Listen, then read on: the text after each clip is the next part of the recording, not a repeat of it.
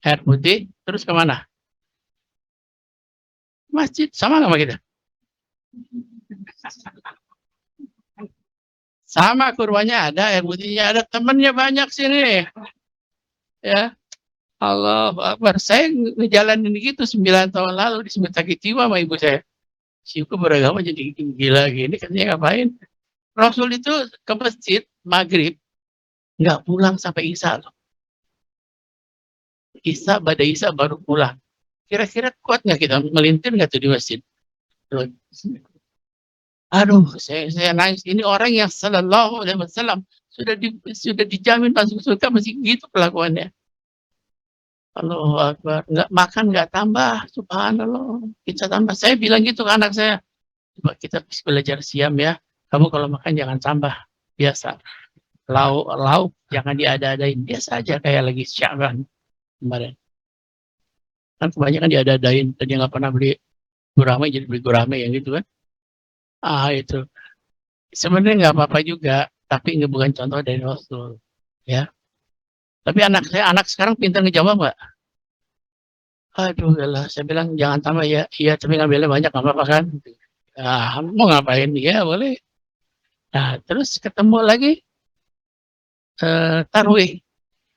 Tarawih ini banyak yang menyimpang loh. Gak apa-apa sih, hukumnya sunnah al-huda. Tapi sayang kalau nggak ikut aslinya. Bapak Ibu kalau tarawih berapa rakaat?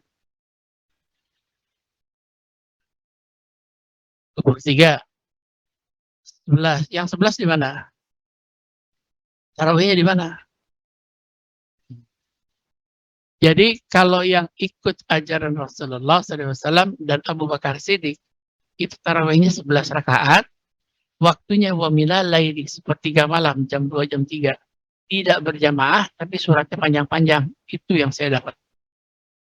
11. Yang ikut 23 itu ikut ijtihad dari Umar bin Khattab radhiyallahu anhu. Karena dalilnya al-qiyamu lail masna-masna, salat malam kelipatan 2, 8 bikin 20. Ininya tetap 3 jadi 23. Wa minal laili, sepertiga malamnya dimajuin ke 1 jadi pada isya.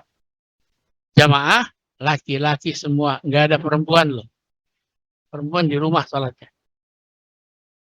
Itu kira-kira dilanggar nggak sekarang? Orang saya nih mimpin taraweh, mau taraweh. Tapi maklum, karena hukumnya sunnah al-huda. Sunnah itu nggak dilakukan nggak apa-apa, tapi kamu tercela. Karena pahalanya, tarawih itu artinya berlama-lama di hadapan Allah. Kalau tahajud, ibadah setelah tidur. Tarawih ini nama lain dari tahajud di bulan Ramadan. Pahalanya 7 kali lipat. Tuh, ini sekarang barokah pahala, bukan bukan jajanan. Sekarang di kita jajanan yang barokahnya ya. Nah, makanya nanti saya titip ya, puasa, sunnah Rasul, sahur. Nah, sahur nanti malam. Idza dakhala syahrul Ramadan. Apabila datang eh, sepertiga malam terakhir di bulan Ramadan, satu syatta sarah wahyalai wa qad akhlaq. Muttafaq alaih, Bukhari Muslim. Ini nggak dijelasin, di takrij hadis baru dijelasin. Mengenyangkan ikat pinggang itu apa? Makan jangan diada-adain, yang ada aja. Disuruhnya sedikit makan, banyak menangis. Cocok nggak sama kita? Yang di kita banyak makan, ketawa-ketawa ya. Sahur kemarin ketawa-ketawa nggak tadi malam? Nonton apa tuh? Nonton Sule, ya, nonton komedi. Itu sekarang pakai logika coba. Saya masuk logikanya di saya. Bagaimana malaikat rahmat akan masuk ke dalam rumah yang orangnya lagi ketawa-ketawa, ikut kuis segala macam? Gimana mau masuk?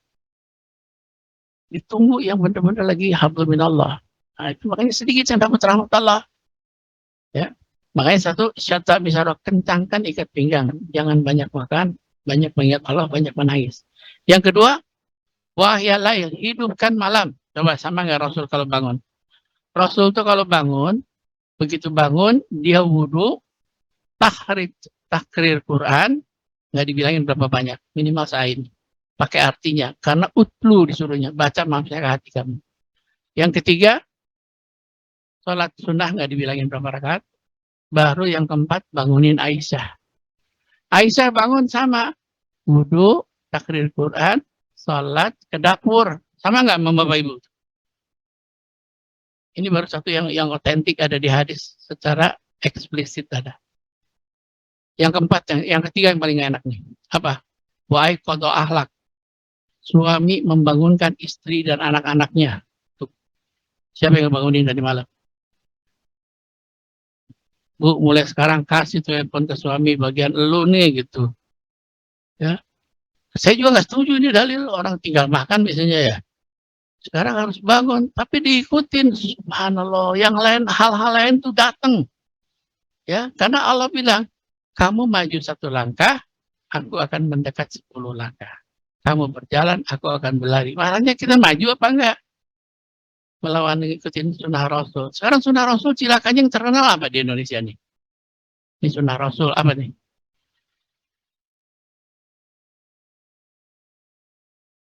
Nikah lagi. Saya pengajian di satu perusahaan gede nih.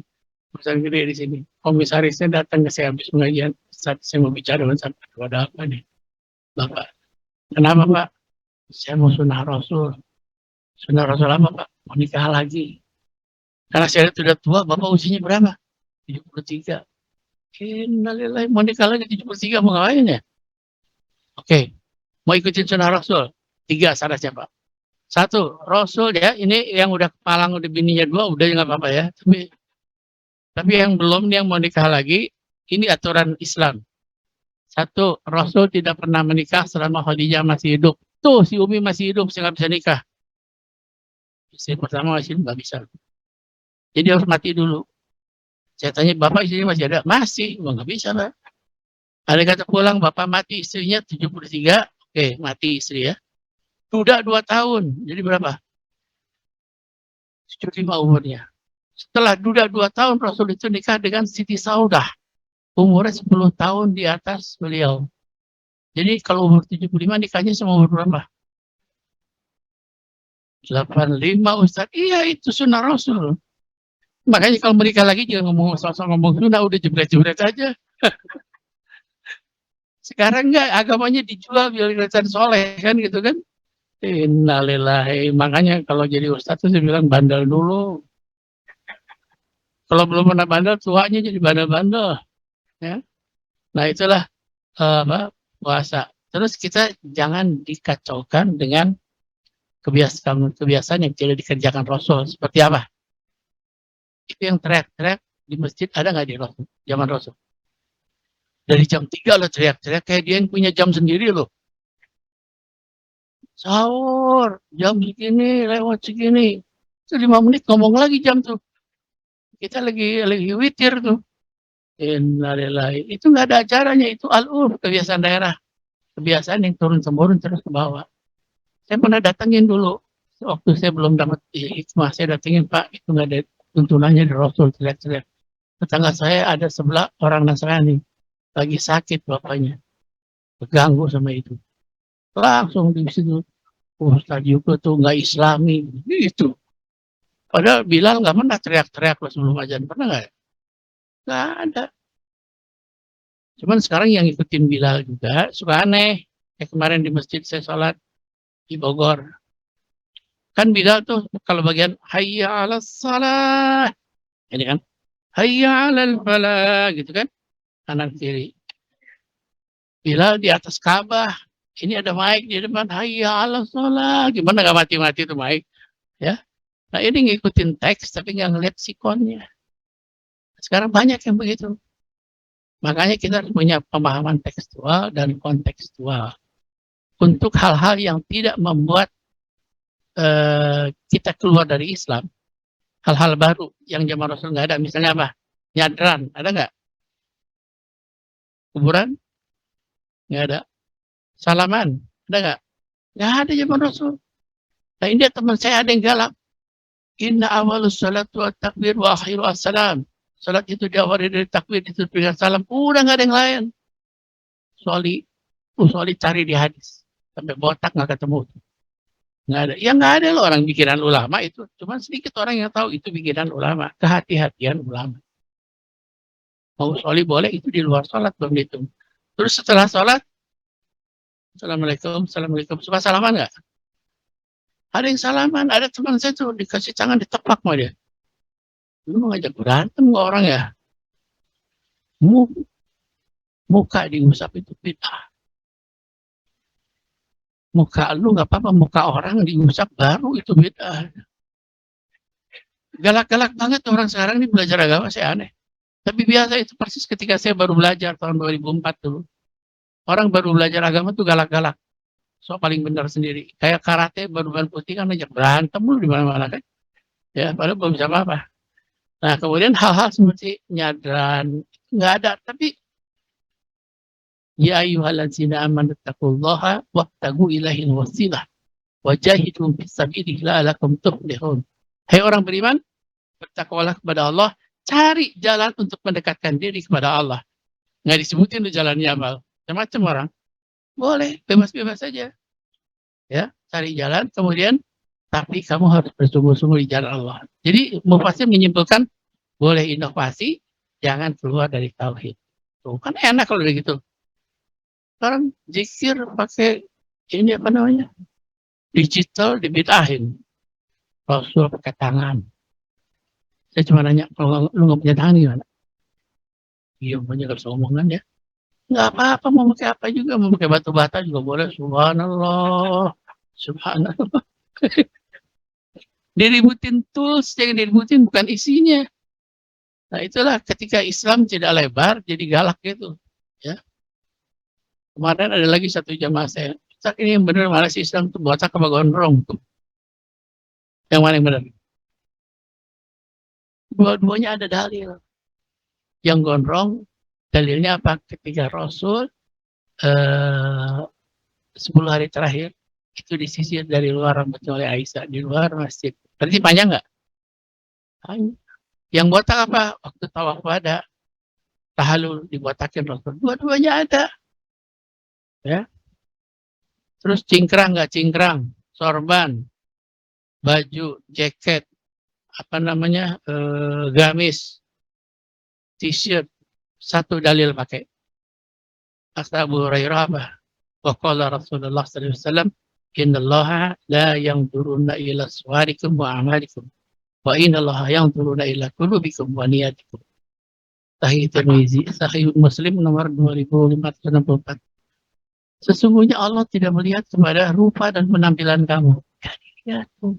Penampilan nggak dilihat. Juga perbuatan kamu pun tidak dilihat oleh Allah. Allah hanya menilai kepada kebersihan hati kamu dan niat kamu menjalankannya. Saya sekarang, Bapak Ibu ke sini yang dinilai oleh malaikat apanya? Kalau lihat ayat yang tadi, niat ya. Ketahuan nggak niatnya? Jadi sekarang Bapak ke sini niatnya apa nih? Hah? Ngaji apa takut sama bos? Kan kita nggak tahu ya. Aduh nggak enak dan gue tandain gitu kan. Bisa itu privacy niat tuh nggak bisa di arrange sama kita semua langsung dari berhubungan sama Allah. Jadi kembali ke niat. Makanya kalau niat puasa apa? Nawa itu kalau Bapak cari di hadis manapun nggak ada. Nawa itu sama godin. Kenapa? Karena niat itu tempatnya di mana? Di mulut sama di hati. Tapi nggak usah diributin, mau ngomong mau enggak. Cuman kalau ada gelas nih di sini nih, saya pegang gelas gini, nggak ngomong, Bapak tahu nggak saya mau ngapain? Udah tahu. Tapi kalau saya ngomong gimana? Saya mau minum. Gimana tuh? Enak nggak tuh? Oh, jadi makin kita tahu, makin ringkas puasa tuh enggak? Makin ringkas. Ya. Ingat nanti malam puasa, bangunin istri, terus banyak menangis, sedikit makan. Caranya banyak menangis gimana? Ini cuma orang yang dosanya banyak yang bisa nangis. Yang dosanya sedikit nanggung susah nangisnya. Ya. Bapak yang banyak apa yang sedikit? Saya bilang ada saya pengajian, saya punya jamaah namanya Harley Davidson di Indonesia. bikin pengajian, tato semua tuh. Baru satu Ustadz yang bilang tato nggak haram, yang lain bilang haram, bubar duluan pengajiannya, udah tahu tatoan semua ya. Tatoan tapi udah ada umur, udah 50 lebih kan mulai sakit-sakit tuh. Nah, mulai perlu Allah. Udah, jangan disikat hal-hal yang mereka nggak suka. Malah saya kasih satu ayat. Illa man tabah wa amana wa amila sholihan ulaika yubadillahu sayyiati hasanah. Wa kana Allahu ghafurur rahim. Orang makin dosanya makin dia tuh makin bagus. Ingat ya, dosa makin gede makin bagus. Kalau apa? Satu, mereka yang tobat, beriman, beramal soleh, istiqomah, terus mati, aku ganti dosa-dosa masa lalunya dengan pahala kebaikan. Tuh, yang banyak dosa enak nggak? Punya dosa 10 juta ton nih. Tobat, iman, amal soleh. Istiqomah, mati. Jadi pahala kebaikan tuh. Ada contohnya ini. Siapa? Umar bin Khattab radhiyallahu anhu. Coba Umar sama bapak atau sama suami ibu-ibu tuh dosanya gedean mana coba? Sebelum beliau syahadat, saya punya kitabnya di bahasa Arab. Ternyata dia drunken master. Preman yang drunken master, tukang minum alkohol. Sama nggak sama bapak? Enggak tuh. Dua, ceweknya banyak, sama nggak? Tiga, ahli maisir, ahli judi, sama nggak? Yang keempat, pasti belum pernah bapak. Apa? Membunuh anak perempuannya dua, hidup-hidup di kubur. Dosanya udah gimana nggak gede itu dosanya. Tapi dia terakhir bisa radhiyallahu an, Allah ridho kepada dia, masuk surga tanpa hisab. Kenapa? Itu dalilnya. Al-Furqan ayat 70 tadi. Itu saya bawa ke teman-teman saya. Misalnya apa? Satu HDCI ya. Yang kedua ada lagi pengajian namanya Al-Ijabah. Teman-teman saya itu. Al-Ijabah kebanyakan pada di Guru Soekarno Putra sama GSP. Saya bilang ke teman saya, lu pakai Al-Ijabah, tahu artinya Al-Ijabah? Tukang dugem semua. Al-Ijabah. Enggak, ini Ustaz, ini singkatan, bukan arti. Singkatan apa? Ijabah, ikatan janda bahagia. Mau ngomong apa coba digituin? Allahu Akbar. Ada lagi satu lagi, hot kamam. Hot kamam. Terus dia bikin pengajian si Umi. Umi, kenapa milih Ustadz itu? Kita cari Ustadz yang gak rese, yang enjoy. Gitu. Oh, berarti banyak yang rese. Udah tahu masih pakai mini. Udah diemin. Ya, jangan disuruh pakai kain dulu. Sana suruh pakai kerudung dulu. Gimana kalau ngikutin pengajian saya seperti ini? Slankers kan bikin pengajian tuh 200 jamaahnya. Ustadznya saya. Puyeng nggak tuh? Waduh. Baru ngomong 10 menit ada ketok-ketok. Tok, kenceng banget. Bukain tuh siapa? Di hallnya tuh ada 200 orang. Dibuka lagi nyender. Assalamualaikum. Anjir, aduh ya Allah. Sini. Karena saya punya experience, punya pengalaman di situ. Jadi saya lihat anak mabuk minuman. Tanya ke Bim, lu punya apa? Bibran. Kasih dua. Sudut kamar mandi colok, muntah, udah baru. Kalau Ustadz yang di pesantren mana tahu tuh mabuk apaan? Kalau saya tahu mabuk obat tahu, mabuk itu tahu. Saya berapa kali dakwah di apa? Narkoba tuh BNN. Aduh, itu yang ketangkep. Waktu itu pas yang ketangkep teman saya lagi. Drummer sama penyanyi satu ketangkep. Udah tua-tua itu masih gitu-gituan coba. Udah masuk ke sana, kan ditanya sama satu-satu, lu kenapa masuk sini? Itu bahasanya nggak bisa pelan-pelan, di situ harus kenceng, soalnya orang-orang kenceng semua. Saya kesini kena ini Ustaz, kena ekstasi, kena sabu, ada anak kecil satu. Lu kenapa masuk sini? Umur berapa? 15 tahun. Kenapa masuk sini? Kena gelek Ustaz, tahu gelek nggak? Gitu, ngomong tahu gelek nggak? Dia ketawain nggak cuma ini suhu nih. Punya pengalaman. Itu untungnya kalau udah pernah bandel. Idealnya tuh kalau mau jadi pejabat atau ustadz tuh pernah bandel, pernah kaya, ya.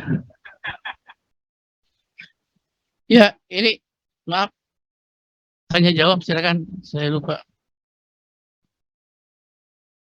Ya bisa 5 menit. Apa aja yang mau nanyain Ya, silakan. silakan buat Iwan dan Ahwan yang bertanya. Apa aja boleh, di luar ini juga boleh.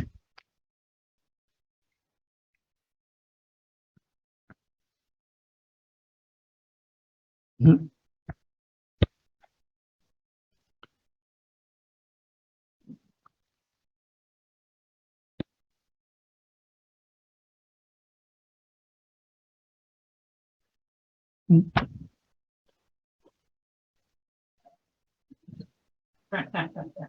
Enggak, saya terus terang permulaan tertarik tertarik jadi baik itu bukan apa-apa. Kita lagi rekaman nih bareng-bareng nih di Triple M. Saya sama teman-teman saya. Datang ke situ teman saya pakai baju gini tapi putih. Pemusik yang nggak sukses, yang nggak ketop-ketop dari dulu. Tapi saya lihat mukanya tuh fresh kayak orang kaya gitu. Senyum, terus enak itu ngeliatnya. Saya lihat teman saya yang pakai BM, pakai Mercy kusut semua nih mukanya nih. Ada yang salah nih apa nih? Saya ikutin dia sehari. Ternyata dia apa? Allahu Akbar, kita ditinggalin. Allahu Akbar, kita ditinggalin. Itu ada orang-orang yang dapat hidayah, itu orang-orang yang begitu. Berani meninggalkan sesuatu. Tapi di hadis disebutkan, lihat-lihat yang ditinggalin apa. Kalau dokter lagi jret, Allahu Akbar, tinggalin mati ini. Ya, nah makanya belajar hadis lebih komprehensif lagi. Oh ada rukhsahnya, kayak sholat harusnya awal waktu, tapi boleh mundur apa? Satu, talabul ilmi fillahi wa rasul. Pengajian boleh mundur sedikit. Yang kedua, apa? Ada eh, kayak kebakaran, al darurat, kebakaran, banjir, gempa, nah itu boleh mundur. Yang ketiga boleh mundur apa? To'amah, makan. Ada makan, Allahu Akbar, udah jangan ditinggalin, habisin dulu makanannya. Ada kerusakan keringanan. Nah teman-teman saya nggak belajar sampai situ.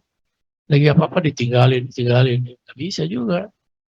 Terus sama orang-orang yang nggak bisa meninggalkan, termasuk tadi dokter atau pekerjaan yang nggak bisa ditinggalkan, ditinggalin bisa ngilang ini semuanya gitu kan.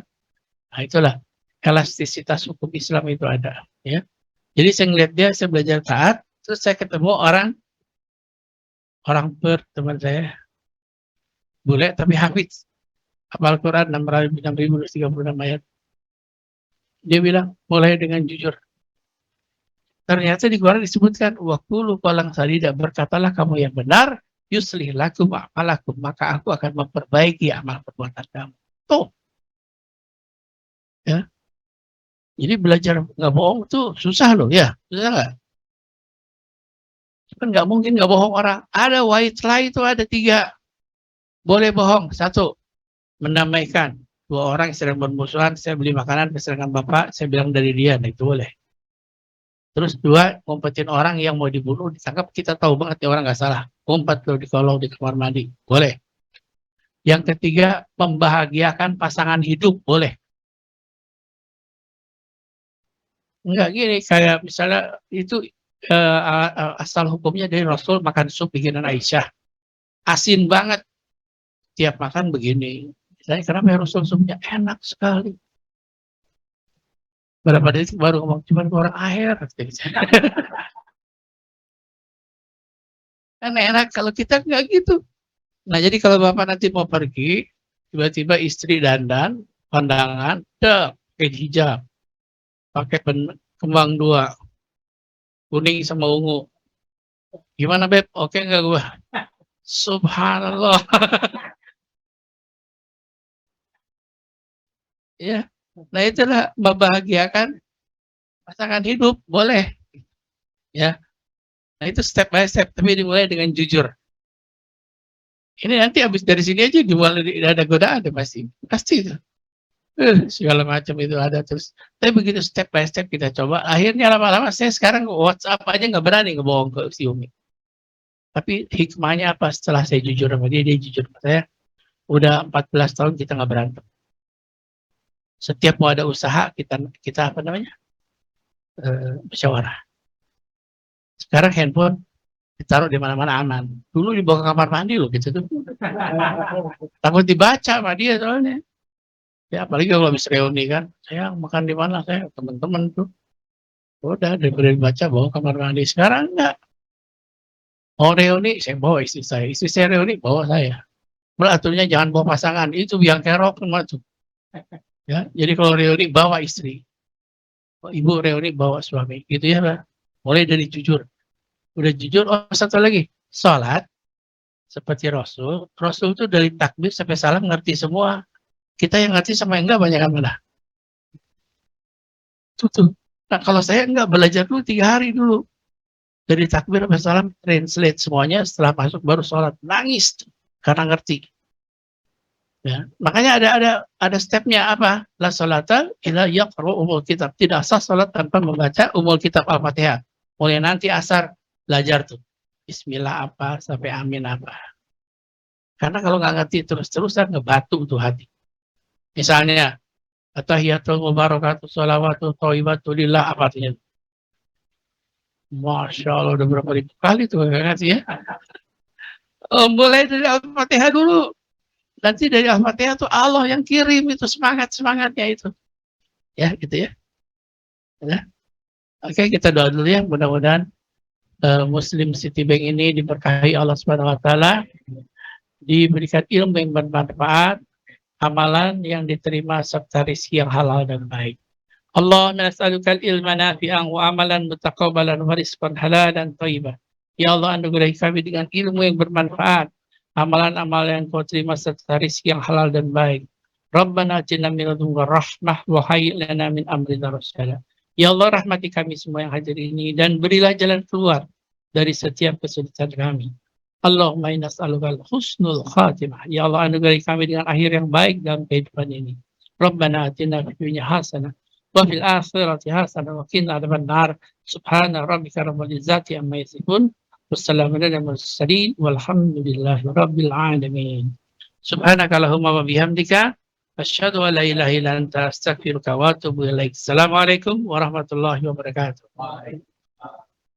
Alhamdulillah kami aturkan terima kasih untuk guru kita. Mudah-mudahan apa yang beliau sampaikan ada manfaatnya dan bisa mengaplikasikannya di keseharian kita. Amin amin ya Allah rabbal alamin.